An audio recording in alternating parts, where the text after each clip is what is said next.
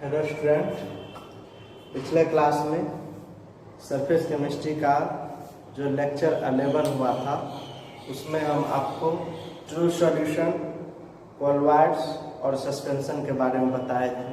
उदाहरण देके भी समझाए हैं कि वाटर है, उसमें चीनी मिला देंगे तो क्या बनेगा बताओ, सॉल्यूशन। वाटर में मैदा मिला देंगे तो क्या बनेगा, कोलवाइड्स। कोलवाइड कहिए या कोलवाइडल सॉल्यूशन कहिए, आया समझ में। और वाटर लिए उसमें थोड़ा सा क्या मिला दिए, मिट्टी, तो क्या बनेगा, सस्पेंशन। ये पिछला क्लास में पढ़ा दिए, समझ रहे हैं ना। आज हम क्या पढ़ने जा रहे हैं, उस तीनों में अंतर पढ़ने जा रहे हैं। डिस्टिंक्शन अमॉन्ग ट्रू सॉल्यूशंस, कोलवाइड्स या कोलवाइडल सॉल्यूशन एंड सस्पेंशन। हिंदी में बोलेंगे वास्तविक विलयन, कोलवाइड्स तथा निलंबन में अंतर। पिछले क्लास में हम सारा चीज क्लियर कर चुके हैं। आज जो है इस चैप्टर का लेक्चर नंबर आपको 12, लेक्चर नंबर 12 है। इसके बारे में पढ़ने जा रहे हैं, ट्रू सॉल्यूशन, कोलवाइड और सस्पेंशन में अंतर। हम पिछले दिन आपको पढ़ा चुके हैं कि कोलवाइड्स को और ट्रू सॉल्यूशन को और सस्पेंशन को जो मुख्य रूप से डिवाइड किया गया है पार्टिकल साइज के आधार पर। पार्टिकल साइज, पार्टिकल मीन्स कण के साइज के आधार पर उसको डिवाइड किया गया है कि यदि पार्टिकल का आकार 10 एंगस्ट्रॉम से 10⁴ एंगस्ट्रॉम के बीच रहता है उसको हम लोग क्या कहते हैं बताओ, कोलवाइड्स। क्या कहते हैं, कोलवाइड्स। और यदि क्या होता है, less than 10 angstrom, less than 10 angstrom, 10 angstrom से क्या होता है, छोटा होता है, उसको हम लोग क्या कहते हैं, ट्रू सॉल्यूशन कहिए या सॉल्यूशन कहिए, है ना। 10⁴ से ज्यादा होता है, मोर देन 10⁴ एंगस्ट्रॉम जो रहता है उसको हम लोग क्या कहते हैं, सस्पेंशन कहते हैं। ये सभी जो है हम लेक्चर नंबर 11 में बता चुके हैं, वहाँ डिटेल से देख लीजिएगा। आज लेक्चर नंबर 12 है ना, इसके आगे पार्ट पढ़ने जा रहे हैं कि ये जो है ट्रू सॉल्यूशन या सॉल्यूशन, कोलवाइडल सॉल्यूशन, कोलवाइड्स कहिए या कोलवाइडल सॉल्यूशन। देखो कंफ्यूज नहीं करना, कोलवाइड्स कहिए या कोलवाइडल सॉल्यूशन, कोलवाइड्स कहिए या कोलवाइडल सॉल्यूशन कहिए। जब इसको कोलवाइडल सॉल्यूशन बोलिएगा तब यहाँ पर बोलिए ट्रू सॉल्यूशन। आया समझ में। ये पूरा हम लेक्चर 11 में वीडियो दे दिए हैं, आज इसके आगे को बात कर रहा हूँ। फिर बता रहे हैं कोलवाइड्स कहिए या कोलवाइडल सॉल्यूशन कहिए। आपसे पूछेगा कोलवाइड्स किसको कहते हैं, कहेंगे those states of metal in which particle size varies from 10 angstrom to 10⁴ angstrom is known as colloids or colloidal state. Okay, and those solution in which particle size is less than 10 angstrom, particle size is less than 10 angstrom is known as true solution. Okay, it is discussed by me in lecture number 11. And in the same way, if the particle size is more than 10⁴ angstrom, it is known as suspension. These are the basic differences between true solution, colloidal solutions and suspension. This is the major differences between these three terms. And besides these differences, there are other differences are also observed among true solution, colloidal solutions and suspension. The most important is the Brownian movement and Tyndall effect. Okay, this property of colloids, these are the Brownian movement and Tyndall effect. It is the property mainly observed by the colloidal solutions. These are the property of colloids. It will be discussed by me in the next lecture number 14, lecture number 15 में हम लोग इसको क्या करेंगे, discuss करेंगे। अभी इसको आप अंतर पढ़ेंगे। ओके,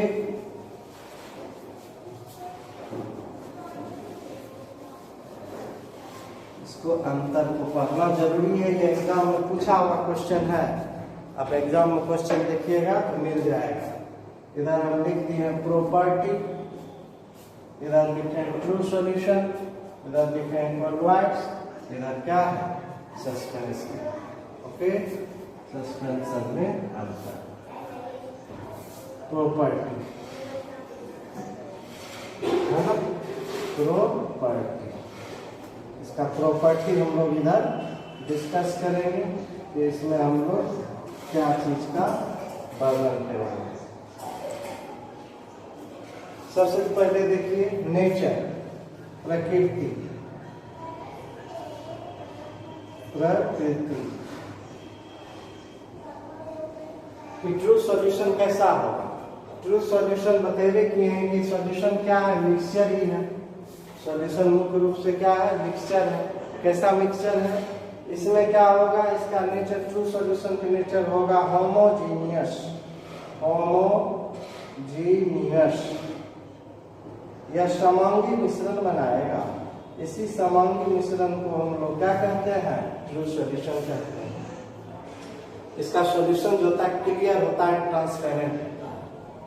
बताए हैं कि पानी में हम क्या किए, चीनी मिला दिए, नमक मिला दिए, यूरिया मिला दिए, यह क्या बनेगा, चीनी पानी समान रूप से आपस में घुल मिल जाएगा, इसीलिए होमोजीनियस मिक्सचर बनाएगा, समांगी मिश्रण बनाएगा।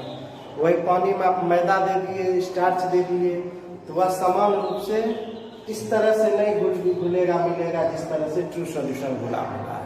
इसीलिए सॉल्यूशन जो होगा क्लियर नहीं होगा, ट्रांसपेरेंट नहीं होगा। इसीलिए इसका मिक्सचर जो होगा हेटेरोजीनियस होगा, हेटेरोजीनियस होगा, विषमांगी होगा, विषमांगी होगा, है ना। और पानी में मिट्टी मिला दिए या बालू मिला दिए, ये क्या बनेगा, सस्पेंशन।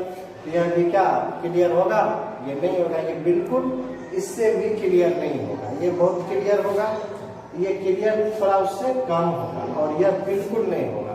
पानी में मिट्टी मिला देंगे तो सॉल्यूशन क्या क्लियर होगा, पानी में हम बालू मिला दिए क्लियर होगा।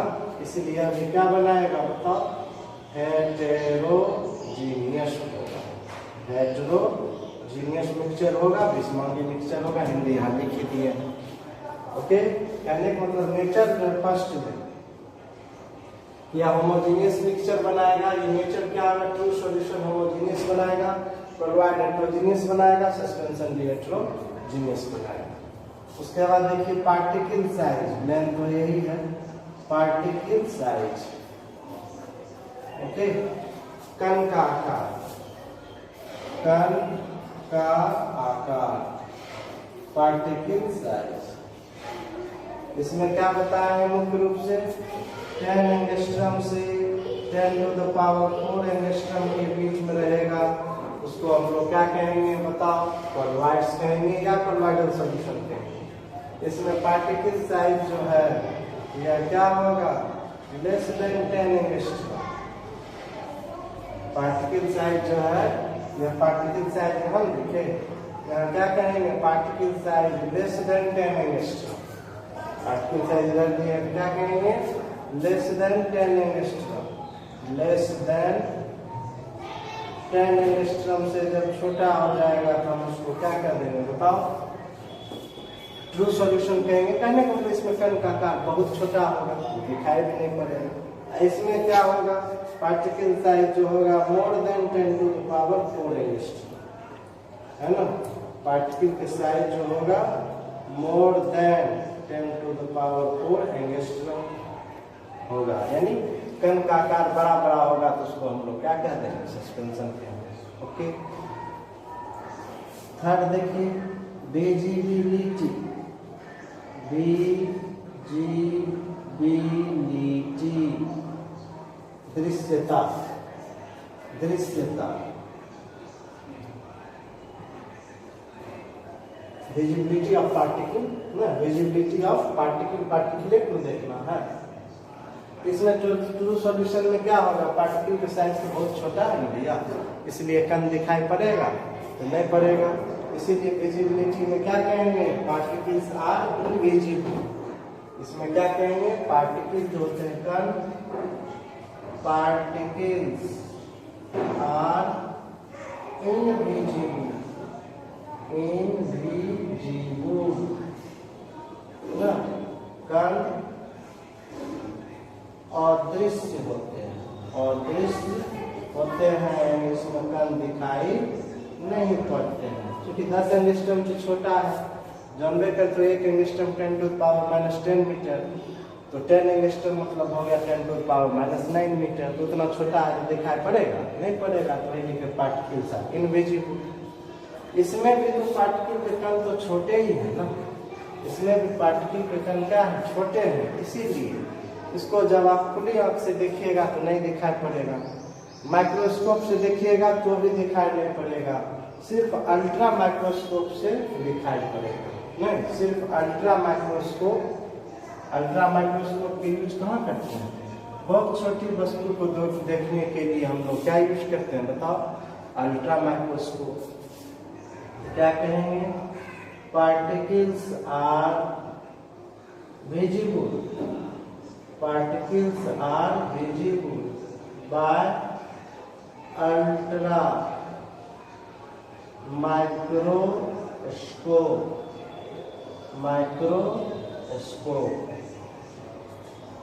है ना।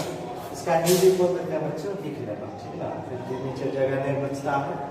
Particles are visible by ultra microscope, इसमें लिखिएगा अल्ट्रा माइक्रोस्कोप से देखने पर कण दिखाई पड़ते हैं। क्लियर हो गया ना, फिर बोले अल्ट्रा माइक्रोस्कोप से देखने पर कण दिखाई पड़ते हैं। खुली आंख से देखिएगा दिखाई नहीं पड़ेगा, माइक्रोस्कोप से देखिएगा, माइक्रोस्कोप नाम सुना है, छोटी चीज को देखने के लिए हम लोग किसका यूज करते हैं बताओ, माइक्रोस्कोप। अल्ट्रा माइक्रोस्कोप किसको करते हैं, बहुत छोटी चीज, बहुत सूक्ष्म चीज को देखने के लिए हम लोग किसका यूज करते हैं, ultra microscope.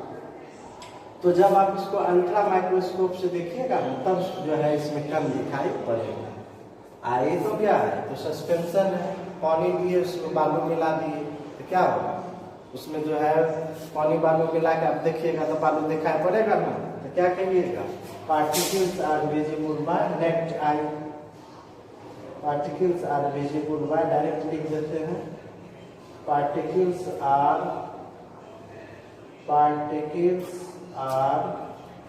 visible, particles are visible by naked eye, इसको हिंदी में लिख लेना बच्चों, खुली आंखों से देखने पर भी कण दिखाई पड़ते हैं।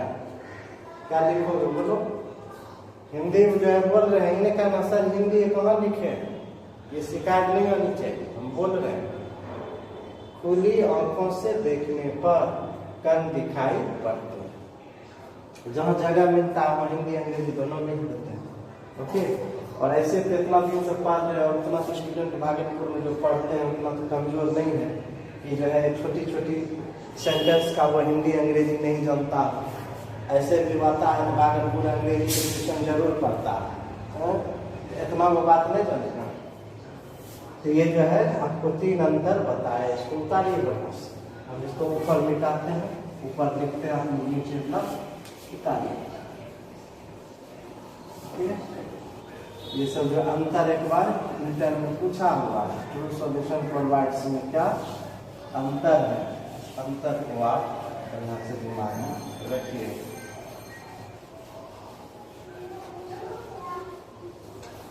कैसे कैसे हुए अंतर देखते हैं, ओके।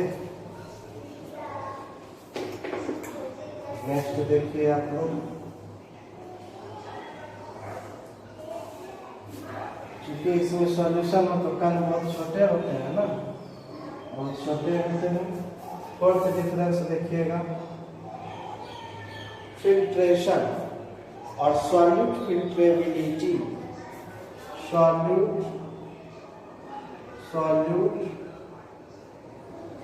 फिल्ट्रेबिलिटी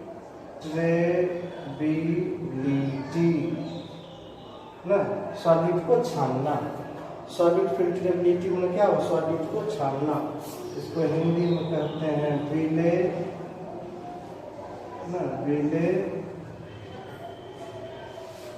पृथक्करण, विले पृथक्करण, पृथक्करण, विले पृथक्करण, सॉलिड फिल्ट्रेशन मतलब सॉलिड को छानना।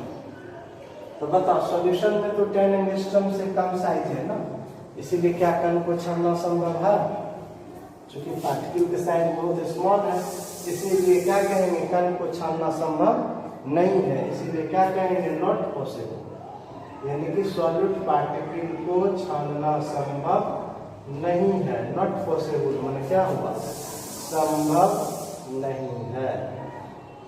किसको, सॉलिड पार्टिकल को, सॉल्यूशन के, सॉल्यूशन है इसमें सॉलिड सॉल्वेंट होगा, चीनी पानी होगा, चीनी पानी जो मिल गया सॉल्यूशन हुआ ना, इसमें आप क्या कीजिएगा, चीनी पानी मिला लीजिए, सॉल्यूशन बन गया। अब तुम चाहोगे कि चीनी को छान के अलग कर दें, ये छानना संभव है, क्या लिखे, नॉट पॉसिबल। ओके, इसमें क्या कहेंगे, कोलोइडल सॉल्यूशन में इसमें छानना संभव है, किसके द्वारा, by animal membrane, by animal membrane, by animal membrane. Animal membrane किसको कहते हैं बता चुके हैं, जंतु झिल्ली, जंतु झिल्ली द्वारा, जंतु झिल्ली द्वारा छानना संभव है, जंतु झिल्ली द्वारा छानना संभव है। जंतु झिल्ली किसको कहते हैं बता चुके हैं, मेम्ब्रेन बहुत छोटे से बहुत छोटे, बहुत पतले, बहुत पतले, छोटे नहीं कहिएगा, बहुत पतले लेयर को बायोलॉजी में क्या बोला जाता है, मेम्ब्रेन, है ना, मेम्ब्रेन। तो जो मेम्ब्रेन हम प्लांट से प्राप्त करते हैं उसको कहते हैं प्लांट मेम्ब्रेन या वेजिटेबल मेम्ब्रेन, जिसको एनिमल से, जीव जंतु से प्राप्त करते हैं उसको क्या कहते हैं, एनिमल मेम्ब्रेन। तो एनिमल मेम्ब्रेन से होकर इसे छानना संभव है ना, एनिमल मेम्ब्रेन के द्वारा इसे छानना संभव। एनिमल मेम्ब्रेन जानते हो कहाँ होता है, एनिमल मेम्ब्रेन सॉल्यूशन में हम आप लोग को पढ़ाए हैं, बतेबे किए तुम लोग को, 1-2 दिन में अब हम सॉल्यूशन स्टार्ट करेंगे। ओके, सॉल्यूशन स्टार्ट करेंगे, क्योंकि सॉल्यूशन बचा है, उसमें मुख्य रूप से क्वालिटेटिव प्रॉपर्टी से क्वेश्चन आता है, उसको पढ़ा देंगे। उसके बाद हम स्टार्ट करेंगे जीओसी, जनरल ऑर्गेनिक केमिस्ट्री, इसीलिए स्टार्ट करेंगे कि हेलो एल्केन हेलो एरिन जब पढ़ाए तो तुम लोग कहता था सर नहीं समझ रहे, नहीं समझ रहे। तो जब तक जीओसी हम पढ़ा देंगे ना, ये क्लास जो है, जो 11 के बच्चे हैं उनके लिए भी इम्पोर्टेंट है, जो 12 है उनके लिए भी, आईआईटी के लिए, मेडिकल के लिए, सब के लिए इम्पोर्टेंट है। इसलिए जीओसी जब पढ़ लीजिएगा ना, तब ऑर्गेनिक आपको खूब अच्छी तरह से समझ में आने लगेगा। ओके, इसलिए हम कोशिश करेंगे सॉल्यूशन और जीओसी, है ना। बाय एनिमल मेम्ब्रेन यानी इसको एनिमल मेम्ब्रेन से छानना संभव है। इसमें क्या है, तो पार्टिकल बड़े बड़े होते हैं, इसको तो आप कपड़ा से भी छान सकते हैं, है ना, या एक फिल्टर पेपर आता है बायोलॉजी, हम आपको फिल्टर पेपर दिखाए हैं, उजला ऐसा फिल्टर पेपर आता है, उसको कहते हैं ordinary filter paper. Ordinary filter paper से हम क्या करेंगे, छान सकते हैं, जैसे बालू पानी को मिलाए हम कपड़ा से भी छान सकते हैं ना, by ordinary, ordinary filter, filter paper, साधारण, साधारण छलना पत्र से क्या है, संभव। इसको साधारण छलना पत्र से भी हम लोग क्या करेंगे, छान देंगे। क्लियर हो गया बच्चों, ये सब क्या है, अंतर है, ये सब क्या है, अंतर है। नेक्स्ट आप देखिएगा, नेक्स्ट देखिएगा क्या अंतर है, सेटलिंग, सेटलिंग ग्रुप के अधीन, या पहले लिख दो डिफ्यूजन, डिफ्यूजन, डिफ्यूजन होता है विसरण। विसरण किसको कहते हैं, एनिमल मेम्ब्रेन या वेजिटेबल मेम्ब्रेन जो होकर पार कर गया, उसी क्रिया को हम लोग कहते हैं डिफ्यूजन। हम क्या किए, सॉल्यूशन बनाए, और जो सॉल्यूशन एनिमल मेम्ब्रेन और वेजिटेबल मेम्ब्रेन होकर पार कर गया, डिफ्यूज कर गया, उसी को थॉमस ग्राहम ने क्या कह दिया बताओ, उसी को थॉमस ग्राहम ने क्या कर दिया, कोलबर्ट, ओके सो मिस्टेक हो गया यहाँ। थॉमस ग्राहम ने जो क्लासिफाई क्या किया कि जिसका सॉल्यूशन एनिमल मेम्ब्रेन और वेजिटेबल मेम्ब्रेन होकर पार कर गया। ओके, थॉमस ग्राहम ने क्या कहा था, एनिमल मेम्ब्रेन वेजिटेबल मेम्ब्रेन होकर जो पार कर गया उसको क्रिस्टलॉइड कह दिया, और जो पार नहीं कर पाया उसे क्या कह दिए, कोलबर्ट्स। ये किसका क्लासिफिकेशन है, थॉमस ग्राहम का।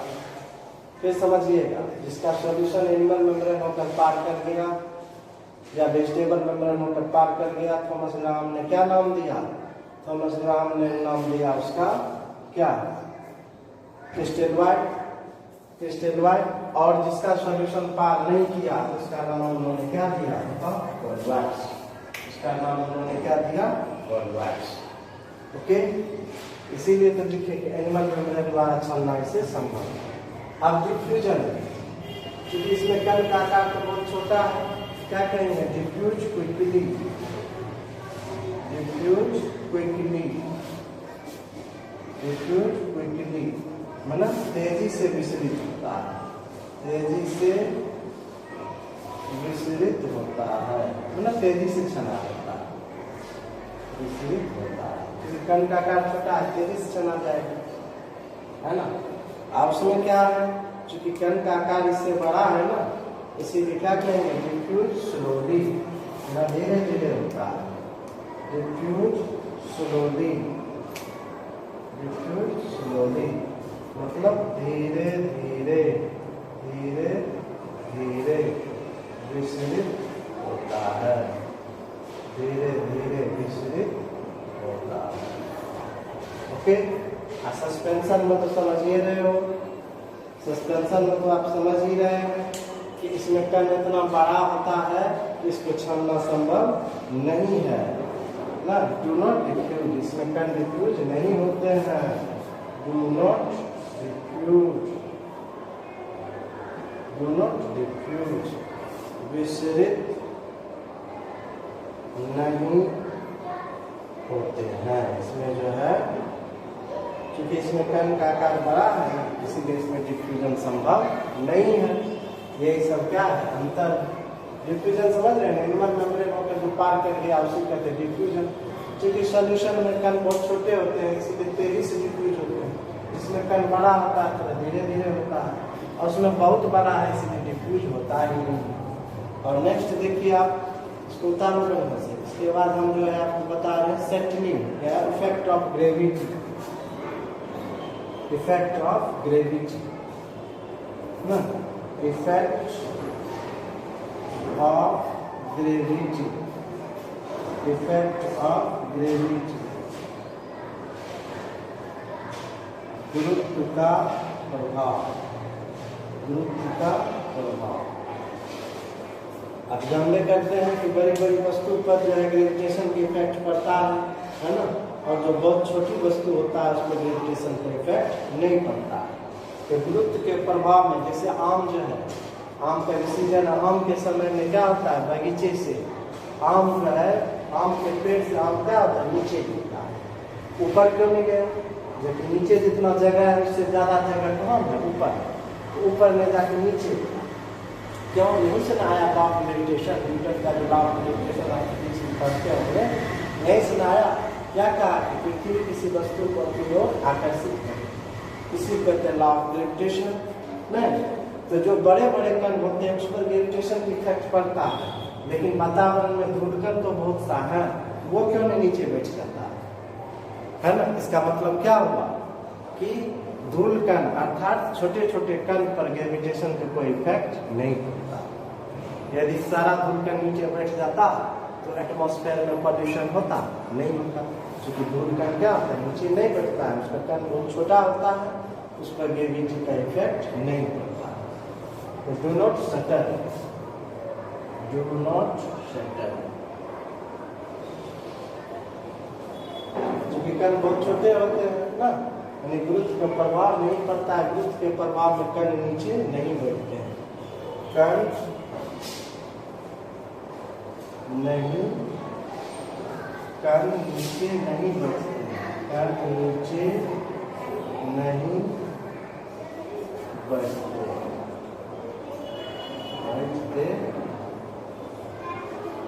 पर ग्रेविटी के इफेक्ट नहीं पड़ा।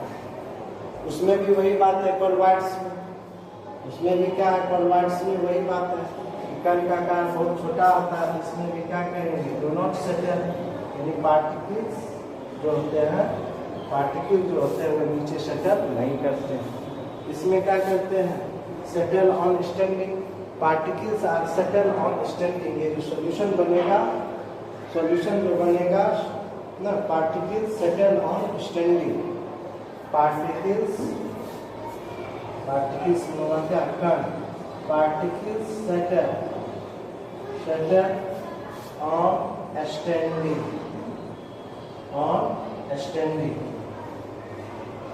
जैसे हिलाएंगे तब तो नहीं बैठेगा, बालू पानी लिए उसको हिला देंगे तो वह बैठेगा नहीं बैठेगा, लेकिन जब हम उसको अस्थिर कर देंगे, छोड़ देंगे तो क्या होगा, गुरुत्व के प्रभाव के कारण कण नीचे बैठ जाएंगे। ओके, गुरुत्व के प्रभाव में कण क्या होगा, नीचे बैठ जाते हैं। यही सब क्या होगा, फिर समझिए बहुत हल्का है। इफेक्ट ऑफ ग्रेविटी, समतल जमीन ग्रेविटी का प्रभाव कहाँ पड़ता है, छोटे छोटे कण पर पड़ता है, बड़े कण पर। तो छोटे कण है इसीलिए क्या कहेंगे, पार्टिकल नीचे सेटल नहीं करता, डू नॉट सेटल। इसमें भी कण का आकार बहुत छोटा है, सेटल नहीं करेगा तो डू नॉट सेटल। यहाँ क्या है, पार्टिकल कण बड़ा है, पार्टिकल सेटल ऑन स्टैंडिंग, जब हम उसको अस्थिर छोड़ देंगे तो पार्टिकल के कण क्या होते हैं, नीचे बैठ जाते हैं। यही सब क्या है, इसमें अंतर है। जो सॉल्यूशन सस्पेंशन और कोलॉइड्स में क्या है, दोनों अंतर है, इसी को हम एक एक करके पढ़े। अब देखो इसी में एक आता है आपको ब्राउनियन मूवमेंट और टेंडर इफेक्ट। एक्चुअली हम इसको आगे देखेंगे कि किसको हम लोग कहेंगे ब्राउनियन मूवमेंट और किसको कहेंगे टेंडर इफेक्ट। यहाँ पर हम थोड़ा सा चर्चा कर देते हैं, है ना, चर्चा कर देते हैं, डिटेल से तो यहाँ समझ में नहीं आएगा, है ना, क्योंकि जब हम प्रॉपर्टी ऑफ कोलॉइड्स पढ़ेंगे वहाँ इस चीज़ को डिस्कस करेंगे, लेकिन ऑब्जेक्टिव में आता है, इसलिए बता Brownian movement, Brownian movement, brownie गति। ब्राउनी गति क्या है, ये ब्राउनियन मूवमेंट जो है ना, जब कोलॉइडल सॉल्यूशन को हम अल्ट्रा माइक्रोस्कोप से होकर देखते हैं, क्या होता है कि उसका कण अस्थिर से बैठा हुआ नहीं रहता है, बल्कि वह जिगजैग मोशन में, टेढ़ी मेढ़ी मोशन में हमेशा कोलॉइडल सॉल्यूशन में गति करते हैं। इसी गति को देखा ब्राउनियन ने, अपने नाम पर क्या रखा, ब्राउनियन मूवमेंट, ब्राउनियन मूवमेंट। चूंकि सॉल्यूशन में कण बहुत छोटे होते हैं ना, इसीलिए सॉल्यूशन के द्वारा ब्राउनियन मूवमेंट प्रदर्शित नहीं किया। ऑब्जेक्टिव आ जाएगा, हम काट दिए, इसका ये अर्थ नहीं, कुछ अक्सर गलती भी, इसका अर्थ ये हुआ कि ब्राउनियन मूवमेंट सॉल्यूशन के द्वारा दर्शाए नहीं। ओके, यह ब्राउनियन मूवमेंट किसके द्वारा दर्शाए जाते हैं, कोलॉइडल सॉल्यूशन के द्वारा। किसके द्वारा दर्शाए जाते हैं, कोलॉइडल सॉल्यूशन के द्वारा, इसीलिए ठीक है। सस्पेंशन जो है इसके द्वारा भी दर्शाया जाता है, लेकिन किसमें, फाइन सस्पेंशन, फाइन सस्पेंशन। यदि सस्पेंशन के कण बहुत बड़े होंगे, यदि सस्पेंशन के कण बहुत बड़े होंगे तब जो है ब्राउनियन मूवमेंट दर्शाया नहीं जाएगा। लेकिन यदि सस्पेंशन के कण फाइन होंगे, मतलब महीन होंगे, तब यह ब्राउनियन मूवमेंट दर्शाया जाएगा। ब्राउनियन मूवमेंट आगे पढ़ेंगे बच्चों। अभी ऑब्जेक्टिव के ख्याल से ध्यान में रखना है कि ब्राउनियन मूवमेंट सॉल्यूशन के द्वारा नहीं दर्शाया जाएगा, कोलॉइडल सॉल्यूशन के द्वारा दर्शाया जाएगा। जब सस्पेंशन के कण बहुत छोटे होंगे तो उस स्थिति में सस्पेंशन के द्वारा भी दर्शाया जाएगा। उसके बाद बहुत इंपॉर्टेंट है, सबसे ऑब्जेक्टिव आता है, ये दोनों पॉइंट से ऑब्जेक्टिव आएगा। Tyndall effect, Tyndall effect, Tyndall effect, टिंडल प्रभाव। टिंडल प्रभाव क्या है? Scattering of light. आप लोग फिजिक्स में पढ़े होंगे, स्कैटरिंग ऑफ लाइट, प्रकाश का बिखरना ना। जब लाइट किसी पार्टिकल से वो पर पड़ता है तो वह सभी दिशा में क्या होता है? बिखर जाता है। इसी फिनोमेना को हम लोग क्या कहते हैं? Scattering of light. फिजिक्स में आप अच्छी तरह से पढ़े होंगे। तो चूंकि इसमें कण तो बहुत छोटे होते हैं भैया, इतना छोटे होते हैं कि इसके ऊपर लाइट का भी प्रभाव नहीं पड़ता है, इसीलिए यहाँ जो है टिंडल इफेक्ट ऑब्जर्व नहीं किया जाएगा। स्कैटरिंग ऑफ लाइट ये ऑब्जर्व नहीं किया जाएगा। ओके, कॉन्वाइडल सॉल्यूशन में क्या होता है बताओ? कॉन्वाइडल सॉल्यूशन में क्या होता है? कण बड़े होते हैं ना, इसीलिए जैसे ही लाइट बढ़ेगा वह सभी दिशा में क्या होगा? बिखर जाएगा, इसीलिए टिंडल इफेक्ट प्रदर्शित करेगा। एंड इसमें तो कण और बड़े हैं, इसीलिए यह भी टिंडल इफेक्ट प्रदर्शित करेगा। ऑब्जेक्टिव आएगा तो बनाना टिंडल इफेक्ट किसके द्वारा प्रदर्शित किया जाता है? कहीं सॉल्यूशन के द्वारा नहीं किया जाता, कॉन्वाइड के द्वारा किया जाता है। टिक लगा दिए किया जाता है। और इसमें सस्पेंशन में तो और कण बड़े हैं, इसे दिखाई पड़ेगा, इसलिए भी स्कैटरिंग होगा, है ना। टिंडल इफेक्ट क्या है? Scattering of light, scattering of light, प्रकाश का प्रकीर्णन, इसी को हम लोग कहते हैं क्या बताओ? Scattering of light. यही सब क्या है? ट्रू सॉल्यूशन सस्पेंशन में अंतर समझ रहे हैं। आप क्वेश्चन बैंक देखिएगा एक बार, 2 मार्क्स में पूछा है ट्रू सॉल्यूशन कॉन्वाइड सस्पेंशन में क्या अंतर है, ये सब ऑब्जेक्टिव। ओके, इसको